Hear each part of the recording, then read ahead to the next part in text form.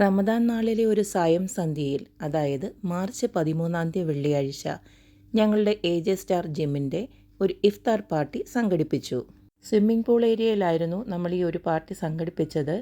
അതിന് വേണ്ടിയിട്ടുള്ള ഒരുക്കങ്ങളാണ് ഇവിടെ നടന്നുകൊണ്ടിരിക്കുന്നത്. ഒരു ഭാഗത്ത് ഇതുപോലുള്ള ഫ്രൂട്ട്സ് കട്ടിങ് നടന്നുകൊണ്ടിരിക്കുന്നുണ്ട്. അതുപോലെ തന്നെ ഒരു ഭാഗത്ത് ഫ്രൂട്ട്സ് എല്ലാം നല്ല കഴുകി വൃത്തിയാക്കി എല്ലാവരും വരുമ്പോഴത്തേക്ക് കൊടുക്കാനായിട്ട് റെഡിയാക്കിക്കൊണ്ടിരിക്കുന്നു.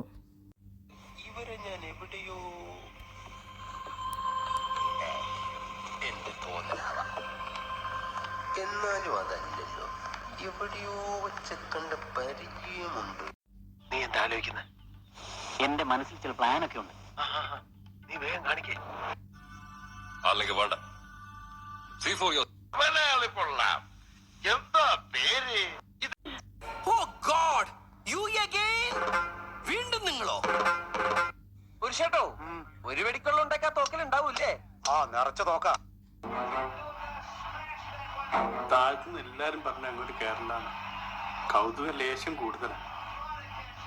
മാപ്പാക്കണം. അല്ല, ഇതാരാ? വാഴമ്പള്ളിയിലെ മീനാക്ഷിയല്ലോ? ധർമ്മേന്ദ്ര, ഒരു പാട്ട് വെച്ച് തന്നാൽ ഞങ്ങൾക്കൊന്ന് എന്റർടൈൻ ചെയ്യാമായിരുന്നു. ഹിന്ദി പാട്ട് മതിയോ? എന്താ പേര്? Sweet name. കേട്ടോ ബെറ്റി? ലാംഗ്വേജ് എന്തായാലും എനിക്ക് പ്രശ്നമല്ല. എങ്കിൽ ഞങ്ങളുടെ പ്രോഗ്രാം സോങ് ഒന്ന് വെച്ചുതരാമോ? പിന്നെന്താ, വിത്ത് പ്ലഷർ.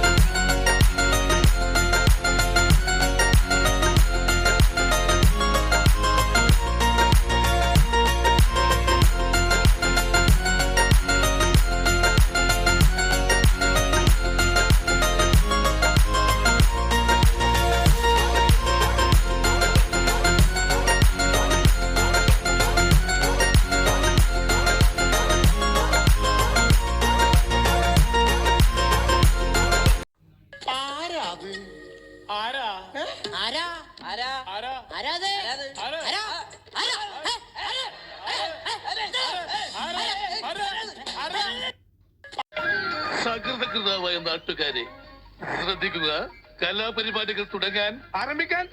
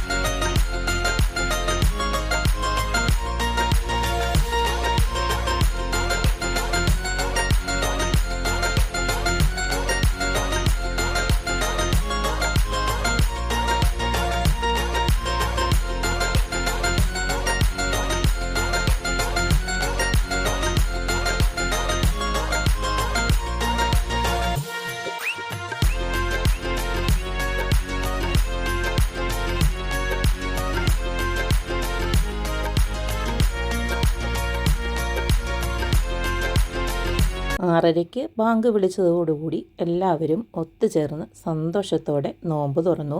സ്നേഹവും സൗഹൃദവും നിറഞ്ഞ ഒരു മനോഹരമായ ഇഫ്താർ വിരുന്ന്, മറക്കാനാവാത്ത ഒരു സന്ധ്യ.